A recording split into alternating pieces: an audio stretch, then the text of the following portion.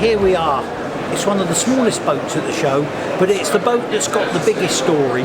It's the International Moth, which is more than 90 years old now. And the boat that we have here is actually an iconic boat, one of the lowriders that's been bought here for this display of classic lowrider Moth, the non-foiling boat that led up to the Amazing Foilers. But this boat won the World Championships in 1979. And the reason why it's such an iconic boat is that the championship winning boats before then tended to be what they called kitchen doors.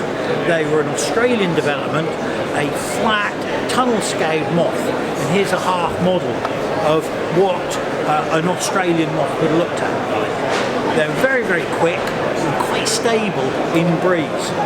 But as you can see from this boat, it's a lot narrower. It was a lot more difficult to sail, especially with the wing split.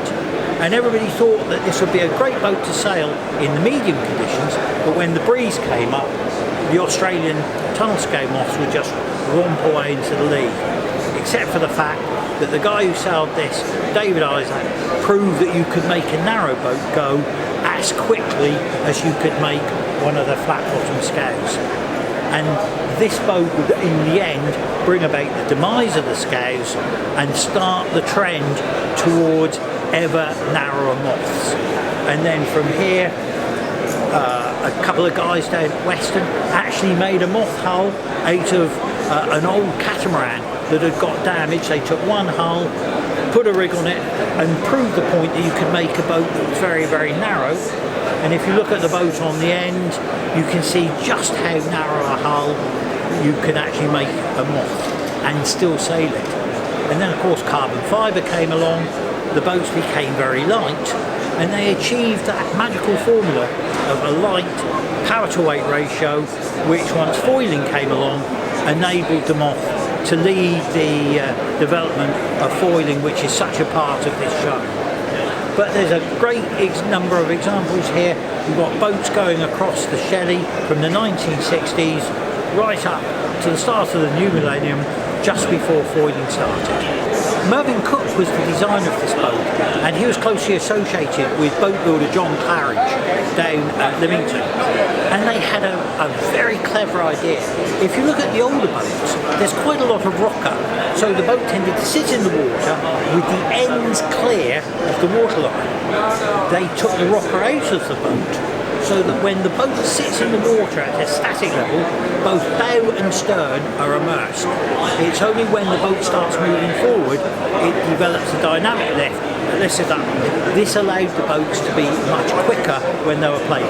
Here we've got a great example of a late 1960s Shelley from New Zealand designer John Shelley. And the great thing about this boat, this is exactly how it was found in a barn. We believe there are Moths scattered all over the UK, in barns and in garages, and one of the activities that's coming out of this show is to try and get a lot of these old boats recovered, restored to their former glory and put back onto the race course. So it's actually a great way of increasing participation for old Moth sailors and for old Moths. Here we've got the very last generation of boats before they came foilers. It's super narrow in the hull form, there's almost no rocker in the hull, made out of carbon fibre, so the whole thing's very, very light. These boats were incredibly quick. If we look back at that Shelley that we were looking at earlier, this was a boat that was about as fast as a bosun or a firefly today. This boat would be faster than most likely a Fireboard and a 505. They're incredibly quick, but they're also very light.